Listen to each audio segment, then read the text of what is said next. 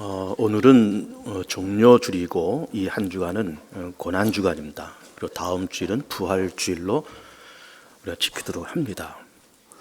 우리가 지금 사순절 기간을 이제 계속 지나가고 있는데 사순절은 부활주일 이전 주일을 뺀 40일 기간이 사순절이고, 그리고 부활주일 바로 전 주간이 종료주일이고 그 한 주간을 고난주간 이렇게 우리가 지키고 있습니다.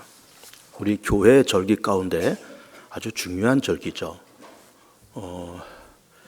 그래서 우리가 오늘 종료주일을 지키고 또 이번 주간은 이제 고난 주간이기 때문에 내일은 힘찬 출발 새벽기도회 겸 고난 주간 새벽기도회를 이 한 주간 동안 그렇게 드리겠습니다. 그리고 그러면서 저를 비롯해서 이제 부교육자들이 이제 고난과 십자가에 대한 설교를 이제 계속 해 나갈 겁니다. 좀 새벽기도에 늘 참석하는 분들도 계시지만 혹 참석하지 못한 분들은 이번 기회라도 내가 예수님의 십자가를 묵상하면서 이 한 주간 좀 열심히 새벽기도 하면서 은혜도 받고 또 많은 기도를 해서 응답도 받아야 되겠다, 그런 좋은 생각을 하시면서 이 한 주간 잘 그렇게 기도에 참석을 하셨으면 좋겠습니다. 종료주의라고 하는 것은 종료는 그 나무 이름을 얘기합니다. 종료나무. 예수님께서 33년의 삶을 거의 마감하시고 그리고 예루살렘에 입성하실 때 그 유월절 때 입성을 하십니다. 나귀를 타고 입성을 하셨을 때 그 예루살렘 성읍 사람들이 종려나무 가지를 꺾어서 흔들면서 호산나 다윗의 자손이여 그렇게 열렬히 환영을 하면서 입성한 그 사건을 기념해서 종료주일 그렇게 얘기합니다. 호산나라는 말은 구원해 주십시오, 그런 얘기죠. 예루살렘 사람들이 그렇게 종려나무 가지를 꺾으면서 그리고 흔들면서 우리를 구원해 달라, 이 로마의 압제에서 구원해 달라, 이 가난과 질병에서 구원해 달라, 우리를 이 영적인 핍박에서 영적인 어둠에서 우리를 구원해 달라. 어쨌든 이 이스라엘 사회는 그 당시에 구원이 절실하게 필요하던 그런 때였습니다.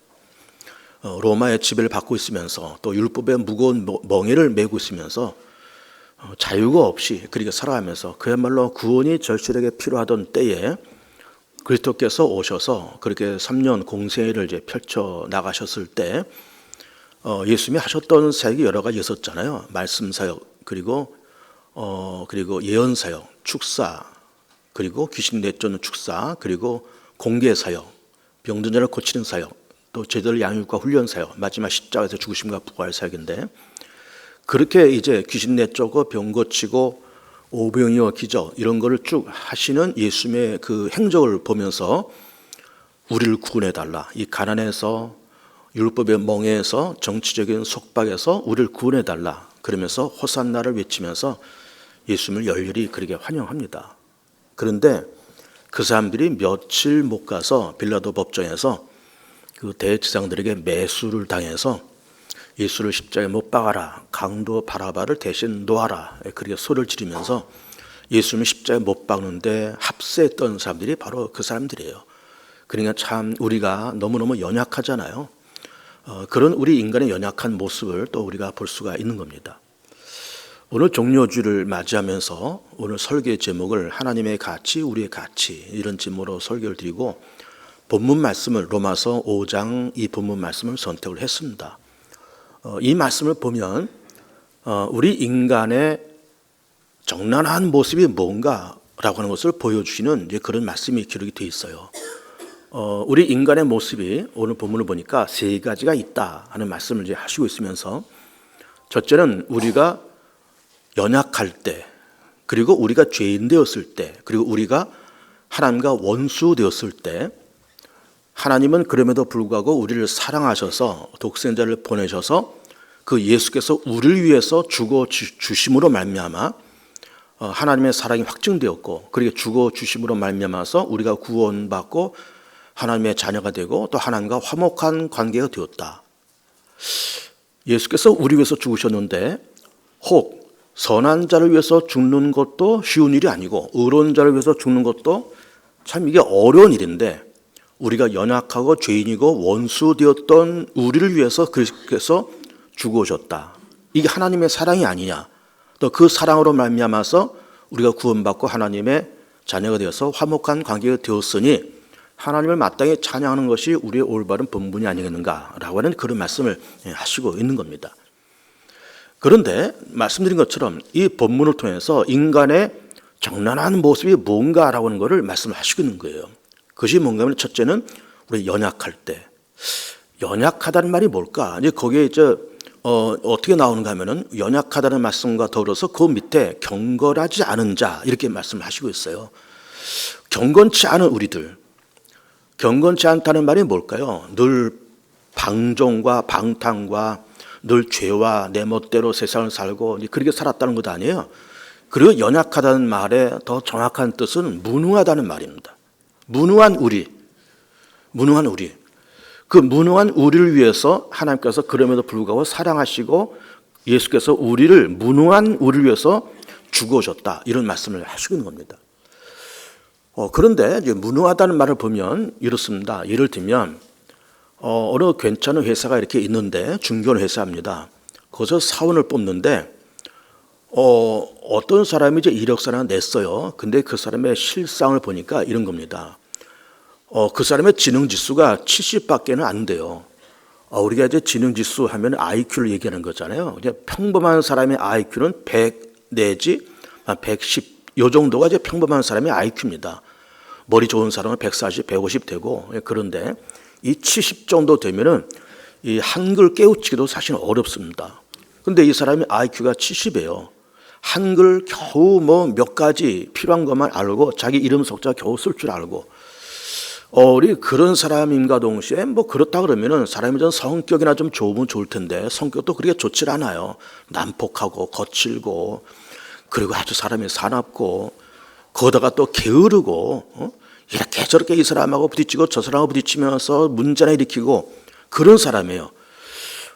그리고 지금 그 회사에서 뽑고자 하는 그 일에 어떤 스펙이나 전력이나 이력이나 경험이 또 전혀 없는 사람이에요. 그런 사람을 멀쩡한 회사에서 그 사람을 채용해서 월급 한 400~500만 원 준다. 그건 있을 수 없는 일입니다. 그렇게 하는 회사는 이 땅에 없습니다. 절대로 없습니다. 그런 사람은 쓰질 않아요. 절대로 쓰지 않습니다. 그런데 우리의 모습이 그렇다는 거죠. 우리가 참 쓸모없는 사람들이고 특별히 하나님의 나라에서 뭐 이 땅에서야 뭐 이렇게 저렇게 나름대로 쓰임 받을 수 있겠지만 하나님의 나라와 하나님의 의, 하나님의 나라, 하나님의 공의로운 세상, 하나님의 거룩한 세상에는 전혀 어울리지 않는 우리들이다 그 말이에요. 그런 모습이 우리의 모습이다 그런 이야기예요.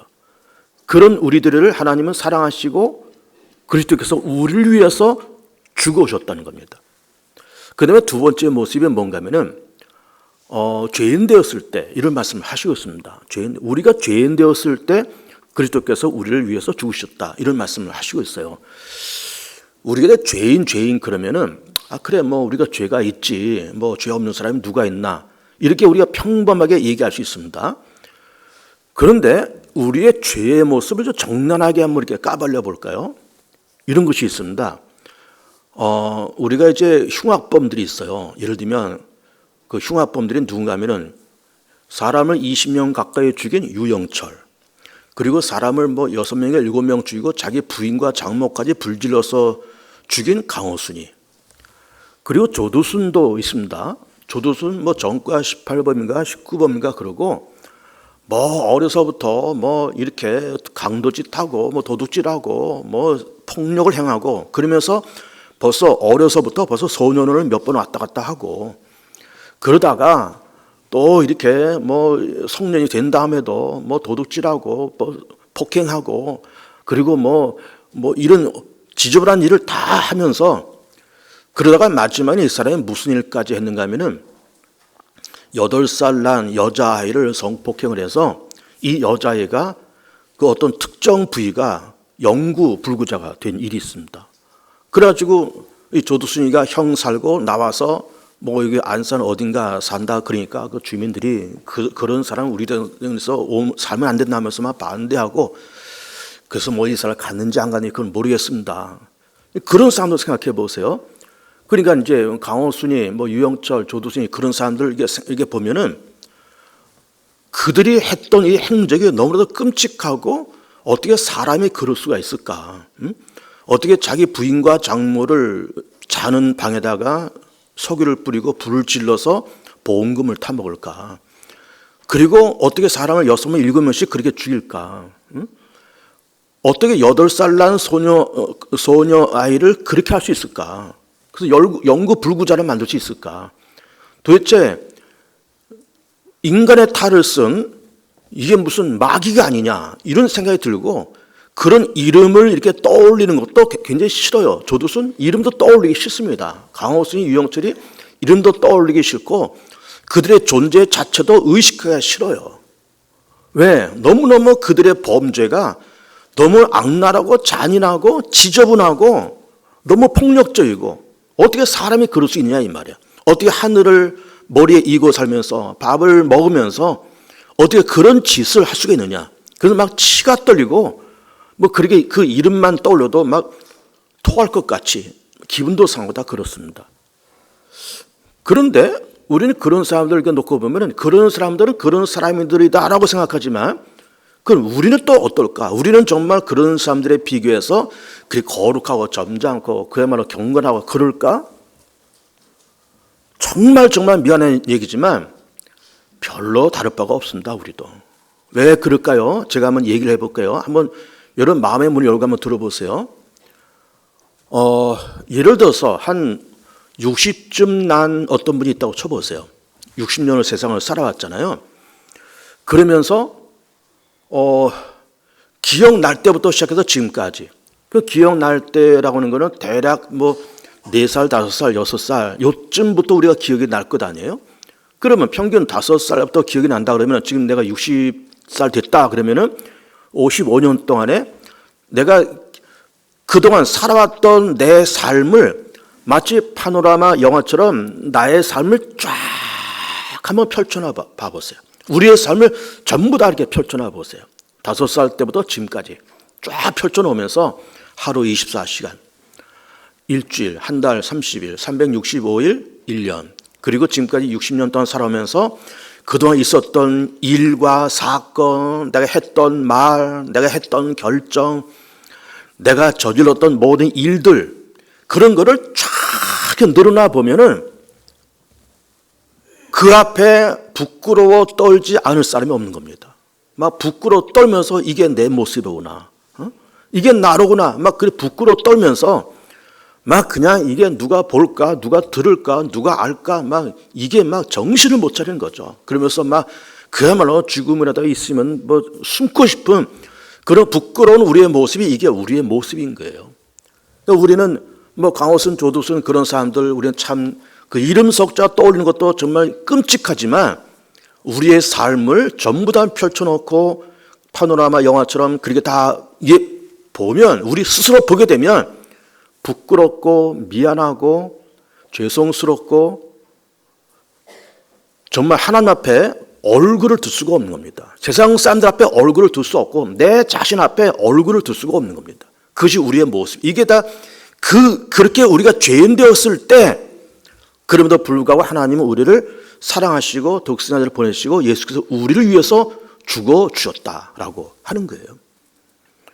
참 이게 여러분 보통 일입니까? 선한 자를 위해서 죽는 것? 그거 쉽지 않고 의로운 자를 위해서 죽는 것? 혹 있다 그러면 한두 번 있기 하겠지만 우리가 연약할 때, 무능할 때, 우리가 죄인 되었을 때 우리 위해서 예수께서 오셔서 죽어 주신다? 이게 하나님의 사랑이 아니겠는가라고 하는 말씀을 이제 하시고 있는 겁니다. 자, 또 죄인 되었을 때라는 말을 쓰면 또 다른 걸 이제 얘기를 해볼게요. 우리가 요즘 이제 최근에 수요일 날 사도행전을 보고 있습니다. 그 사도행전 최근에 그 스데반에 대한 이야기를 이제 보고 있는 건데 뭐 사도행전 6장인가 7장인가 스데반의 장편의 설교가 나오고 있잖아요. 스데반은 초대교회의 7집사 가운데 한 사람이고 그러면서 막 이게 유대 정부에서 예수 이름으로 말하지도 말고 가르치도 말아라 뭐 이렇게 경고를 했는데 그럼에도 불구하고 이 사도들과 일곱 집사들이 나가서 이 교회 일만 하는 것이 아니라 나가서 복음도 전하고 병든 자도 고치고 표적과 기사가 일어났다는 것, 표적과 기사가 일어났다는 겁니다. 그러니까는 요즘 말하면은 그 사람들이 누군가 하면은 교회로 말하면 안수 집사들이에요. 그 안수 집사들이 나가서 복음 전하고 표적과 기사가 일어났다는 겁니다. 병든 자 일어나고 귀신 떠나가고 그런 일을 그런 집사들을 통해서 일어난 거예요. 그때 이제 유대 정부에서 그 집사들 불러들이고 체포해 왔죠. 체포해 와서 특별히 스데반에게 막 위협과 협박을 하면서 예수를 말하지도 말고 예수를 가르치지도 말아라 막 했을 때 스데반이 장필의 설교를 합니다. 그 장필의 설교가 뭔가 하면은 먼저는 아브라함 때부터 시작해서 예수님 시대까지 이게 2000년입니다. 2000년의 이스라엘 역사를 쫙 얘기하면서 아브라함이 이렇게 해서 이삭을 낳고 야곱을 낳고 또 그 애굽에 내려갔다 올라왔다 광야 생활이 있었다 그리고 또 사사 시대가 있었다 사울과 다윗을 통해서 나라가 세워졌다 남북이 갈라지고 북왕조가 멸망한다고 남왕조가 멸망한다고 그러면서 이렇게 왔다 이런 2000년의 역사를 쭉 얘기하면서 중요한 것이 뭔가 하면은 그렇게 2000년 동안 어쨌든 우리가 선택받은 민족이고 아브라함의 자손이 아니냐 그럼에도 불구하고 우리가 2000년이라는 이런 장구한 시간 동안에 하나님 앞에 언제 우리가 하나님을 기쁘게 드린 적이 언제 있느냐. 하나님께서 시내 산에서 장막을 만들라 말씀하시고 제사를 드리라고 말씀하셨지만은 그 40년 광야의 생을 지나가고 물론 그 이후에도 하나님 앞에 신령과 진정으로 마음과 뜻과 정성을 다해서 하나님 앞에 제사를 드려본 적이 언제 있냐. 언제 있었냐. 이런 얘기를 하는 거예요. 그리고 그 수많은 예언자들이 그렇게 나라를 바로 세우려고 목숨 걸고 말씀 외쳤을 때 너희들 다 핍박하고 다 죽이고 그렇게 했잖냐. 그리고 메시아가 오리라고 선포한 그 선지자도 다 죽이고 실질적으로 의로운 자요 메시아인 예수님께서 이 때에 오셨는데 너희들이 그 하나님의 아들이고 메시아고 의로운 자인 예수님까지 죽였잖냐. 이런 얘기를 하는 겁니다. 이게 누가 하는 얘기예요? 스데반이 하는 얘기예요. 거기에 중심적인 것이 뭔가 하면 2000년이라는 그 장구한 시간 동안에 우리가 정말 하나님 앞에 하나님을 기쁘게 드린 적이 언제 있었으며 하나님 앞에 신령과 진정으로 감사하는 마음으로 마음과 뜻과 정성을 다해서 제사를 드려본 적이 언제 있었냐 이런 얘기예요. 그러니까는 적어도 하나님의 백성이라고 하는 선택받은 백성이라는 그런 사람들조차도 2000년의 시간을 쫙 파노라마처럼 이렇게 펼쳐놓으면은 부끄럽게 짝이 없는 역사였다 그런 얘기예요. 부끄럽게 짝이 없는. 근데 우리 개인도 우리가 50년이면 50년, 70년, 70년 우리의 삶을 파노라마 영화처럼 쫙 펼쳐나 보고 하루 24시간, 일주일 7일, 한 달, 1년 365일 내가 살았던 60년, 70년의 시간 쫙 펼쳐놓고 보면은 부끄럽고 낯뜨거워서 얼굴을 들 수가 없고 하나님 앞에 숨도 쉴 수가 없고 그야말로 죽음이라도 있으면 들어가서 숨고 싶은 그런 모습이 우리의 모습이고 이것이 인간의 모습이더라 그 말이에요. 이 인간의 모습이더라. 그랬을 때 그렇게 우리가 죄인 되었을 때 그럼에도 불구하고 하나님께서 우리를 사랑하시고 그리스도를 이 땅에 보내시고 그러면서 하나님의 사랑이 우리 가운데 부음받았다는 말씀을 하시고 있으면서 그러면서 하나님의 사랑이 확증되었다라는 말씀도 하시고 있는 거예요. 세 번째는 원수 되었을 때라는 말씀을 하시고 있습니다. 우리가 원수 되었을 때. 참 이게 원수라는 말 보면 우리가 하나님 앞에 죄인인 건 사실인데 근데 원수라고까지 그렇게 말씀을 하셔야 될까? 좀 지나치다는 생각도 살짝 가져요. 하나님 우리를 바라보시면서 너희는 죄인이야. 너는 이러이러한 죄를 저질렀어. 그럼 우리가 거기에 대해서 우리가 반감을 가질 이유는 없습니다. 사실이니까. 근데 원수라고 말씀하시니까 좀 지나치다 말씀을 우리가 그런 생각을 가질 수가 있습니다. 그래서 지금 잘 들어보세요. 왜 하나님께서 인류를 그렇게 원수란 말씀까지 하시면서 그렇게 인간을 적나라하게 그렇게 고발하고 계실까? 자, 우선 인류의 조상인 아담과 하와부터 생각을 해보세요. 하나님께서 에덴 동산을 만드셨습니다. 아담과 하와 만드셨습니다. 그러면서 뭐라고 말씀하세요? 자, 아담과 하와야, 이 에덴 동산에 있는 거 다 여기도 너 다 먹고 여기도 다 뛰어놀고 또 너희들 다 아들 딸들 낳고 잘 사고 다 해. 행복하게 잘 살아라. 내가 너희들과 함께 할 것이고 너희들 여기 뭐 거의 뭐 내가 너희들이 살았는데 필요한 거 다 줬는데 그래도 너희들이 더 필요한 거 있으면 너희들 나한테 원해봐. 나한테 기도해봐. 그럼 내가 다 응답해 줄게. 그런데 다 해도 좋지만 동선 한복판에는 선악과만큼 따먹지 말아라. 이 말씀하십니다.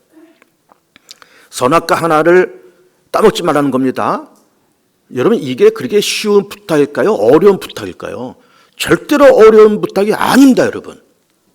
아니 다 해도 좋은데 요것만큼은 지켜달라는데 요거 너무나도 쉽고 너무나도 간단한 건데 아담과 하와는 그것조차도 못 지켜요.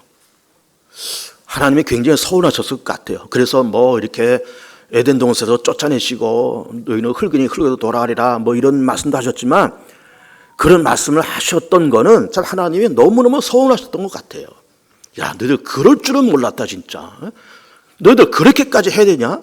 아니 뭐 다른 거 아무것도 다른 거 다 따먹지 마라. 요것만 따먹어 하면서 그렇게만 했으면 또 모를 텐데 다 먹어도 좋고 요것만 하지 말라 그러는데 너희들 그것조차도 못 지켜주냐? 참 서운하다. 난 너 너무 서운하다. 얼마 있어 노아 시대가 되었습니다. 하나님의 아들과 사람의 딸들이 결혼해서 온갖 죄악이 이 땅에 가득 찼다는 겁니다. 온갖 죄가 가득 찼다는 거예요. 하나님께서 사람 만드신 것을 후회하셨다는 겁니다. 그리고 한탄까지 하셨다는 거예요. 여러분 하나님도 후회할 수가 있다는 거예요. 하나님도 한탄할 수 있다는 겁니다. 이걸 우리가 잘 생각해야 돼요. 그러니까 하나님이 아담과 하와를 만드시고 에덴 동산 만드신 것에 별로 그렇게 기쁘지 않으시고 노아의 시대에는 사람 만드시고 세상을 창조하신 것에 별로 보람을 못 가셨다는 거예요. 사람 만드신 것을 후회까지 하셨다는 겁니다. 그러니까는 하나님께서 세상을 창조하시고 아담과 하와 때부터 깊이 이렇게 생각하시면서 인류의 역사가 점점 흘러가시면서 하나님은 막 기쁘고 보람되고 야 정말 너무 좋다라고 하나님께서 웃으시고 박수를 칠 만한 그런 일이 거의 없습니다. 거의 없어요.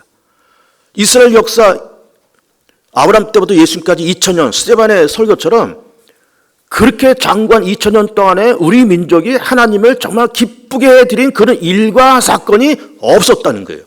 신령과 진정으로 제사를 드리고 예배를 드렸던 적이 없다는 거예요. 의로운 자 죽이고 또 의로운 자를 보내겠다고 예언한 선자도 다 죽이고 그런 이스라엘 민족의 스데반의 설교를 쭉 이렇게 보면은 하나님이 선택받았다고 그래도 선택받았다고 하는 그 민족조차도 그 민족을 보시면서 하나님 별로 기쁘지가 않으신 거예요. 그러니 선택받은 백성들이 그 정도니까 선택받지 않은 백성들 보면은 이건 더 말할 것도 없습니다. 이거는 정말 말할 것도 없는 거예요. 그러니까 하나님께서 이스라엘 민족을 쳐다보시거나 아담과 하와를 바라보시거나 심지어 우리를 바라보시면서 기쁘고 즐겁고 박수 칠 만한 일이 별로 없습니다. 별로 없어요. 그러니까 이게 그 기쁨과 보람이 점점 없어지니까는 나중에 이게 어떻게 돼버려요? 너희들은 참 나한테는 원수와 같다 이렇게 말씀하시는 거예요. 너희들은 참 나한테 원수와 같다. 이게 하나님께서 이스라엘 민족한테 주신 말씀이고 동시에 연약하고 죄인된 우리를 향해서 하시는 말씀이에요. 너희들과 나는 원수지간 같다 이렇게 말씀하신 겁니다. 근데 이 원수라고 하는 거 또 이렇게 놓고 보면 우리가 이제 찬송가 가사도 그런 말씀이 나오고 또 우리가 늘 그 전에 한 80년대 잘 불렀던 벌레만도 못한 우리를 위해서 이렇게 하나님께서 사랑하시고 예수님을 이렇게 보내시고 그런 그 시스템이 있어요.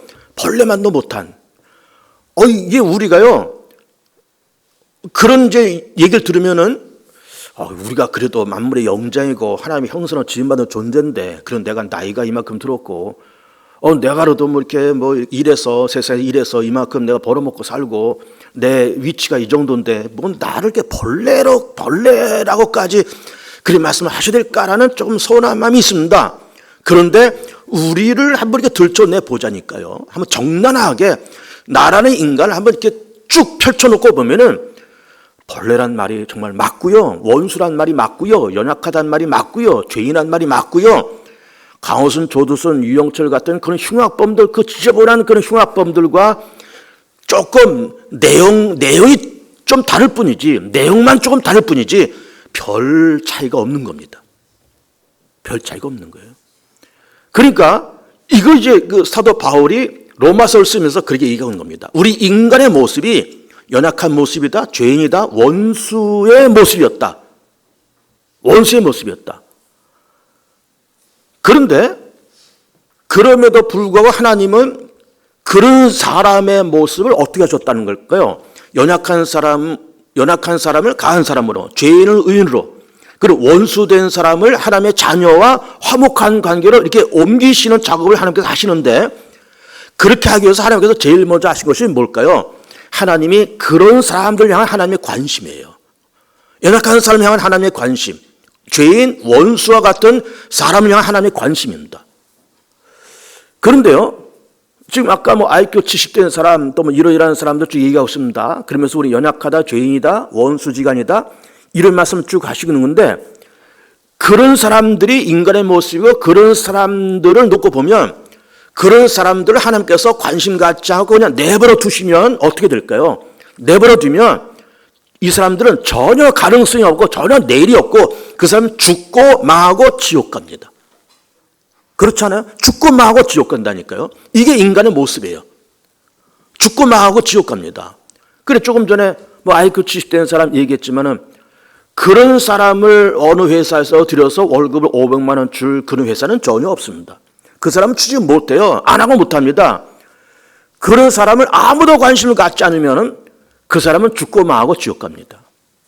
마치 한 3살짜리 아이 갖다 쳐보세요. 3살짜리 아이, 이제 걸음마 겨우 이제 배우는 아이잖아요. 좀 뛸 수도 있고 그런 아이입니다. 그런 아이를 광명사거리 한복판에 개를 이렇게 방치했다고 쳐보세요. 그리고 개가 다니는 그 모습에 대해서 아무도 관심을 갖지 않는 쳐보세요. 그리고 개는요, 분명히 하루 안에 죽거나 다칩니다, 개는. 아니, 차들이 수십 대, 수백 대가 왔다 갔다 하는데, 그런 3살 단 아이가 걸을 줄 안다고 아장아장 걸어가면은 개는 죽어요. 아직도, 봄이지만 아직도 밤에는 추워요. 그럼 추운데 개가 어디 가서 자요? 어디 가서 먹을 걸 구해요? 아무도 관심 갖지 않으면 걔는 죽어요. 다치는 건 둘째치고 걔는 죽어요. 하루 안에 죽고 2, 3일 안에 걔는 죽습니다. 아무도 관심 갖지 않으면 걔는 죽어요. 그러니까는 우리 인류의 모습이 그렇다는 것 아니에요. 죄인이고 연약하고 원수된 우리의 모습인데 아무도 관심 갖지 않으면 인류는 죽습니다. 망합니다. 지옥 갑니다. 예를 들면 우리가 보험서를 보면은 그 잃어버린 양에 대한 얘기 나오잖아요. 100마리 양이 있었다. 다 들여보내니까는 99마리더라. 한 마리가 없었다. 그럼 이 없어진 것이 그 새끼 양 개가 좀 없어졌구나. 그 녀석이 이렇게 무리해서 자꾸 이탈하기를 좋아했는데 이 녀석이 이탈해서 어디 갔구나. 그러고 나서는 그 잃어버린 한 마리 양에 대해서 아무도 관심 갖지 않으면 그 양은 죽습니다. 거의 죽어요. 왜 그럴까요? 아직 어린 양이잖아요. 그러면 그 녀석이 어디 가서 먹을 걸 찾고 어디 가서 물을 찾아요? 걔는 죽어요. 밤에 짐승한테 물어 뜯겨 죽든지 어떻게 가다가 절벽이나 낭떠러리에 떨어져 죽든지 그 양은 죽게 되어 있습니다.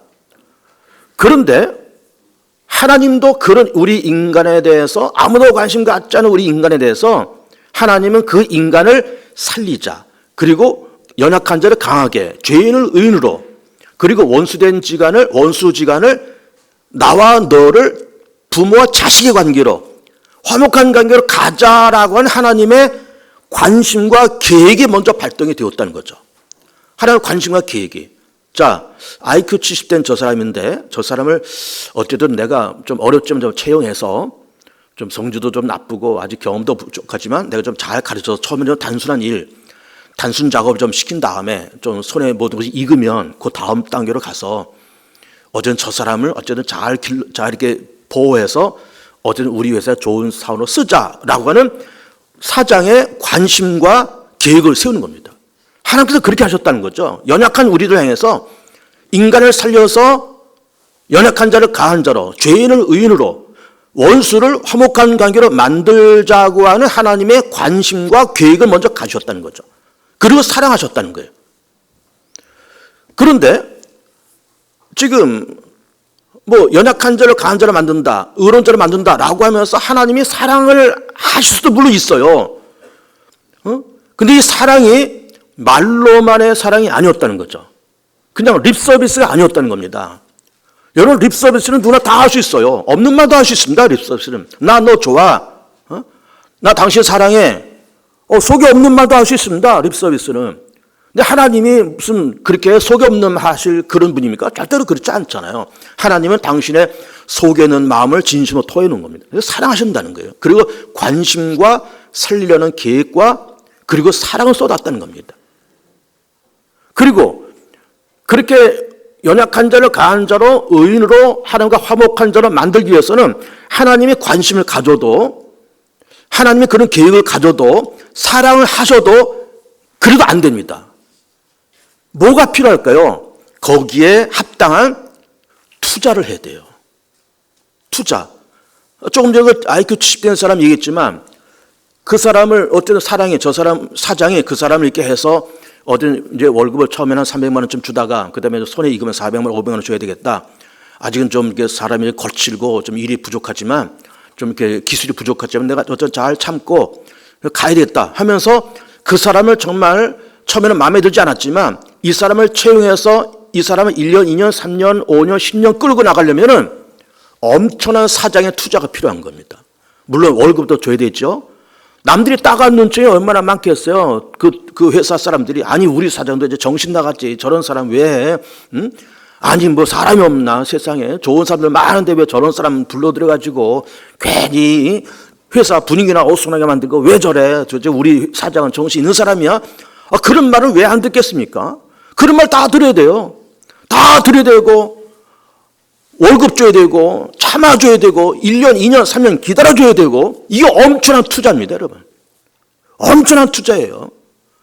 여러분 자녀들 다 낳고 기르시지만은 아이들 태어나서 만 20년, 30년 이렇게 길러면요 부모가 그 자식을 향해서 엄청난 투자를 해야 됩니다. 그 엄청난 투자를 해야 최소한 20년은 그렇게 엄청난 투자를 해야 조금 사람이 되고 늦으면 한 30년 가까이 엄청난 투자를 해야 그래도 그때 가서 겨우 인간 구실을 하는 거예요. 엄청난 투자가 필요합니다, 여러분. 그 엄청난 투자가 뭔가 하면은 하나님의 립 서비스가 아니었다는 거잖아요. 뭐 말로만 사랑한다 그 말이 아니란 겁니다. 연약한 자를 강한 자로 의로운 자로 하나님과 화목한 자로 만들기 위해서 엄청난 투자를 하셨는데 그 투자가 뭐예요? 당신의 아들을 이 땅에 보내시고 당신의 아들이 십자가에 죽는 그 모습을 보는 그 아픔, 그 대가, 그거를 투자하고 우리를 건지셨다는 겁니다. 아까 그 잃어버린 양 얘기도 했지만, 자, 100마리 양이 있었습니다. 나중에 다 세어보니까는 99마리예요. 한 마리 없습니다. 그놈이구나. 그 어린 놈 그놈이로구나. 종들이 그랬지 않았겠어요? 이제 날도 어둡고 다 그러니까 영감님 이거 뭐 한 마리 잃어버렸지만 그냥 내버려 둡시다. 뭐 99마리 이 정도만 갖고 그냥 갑시다.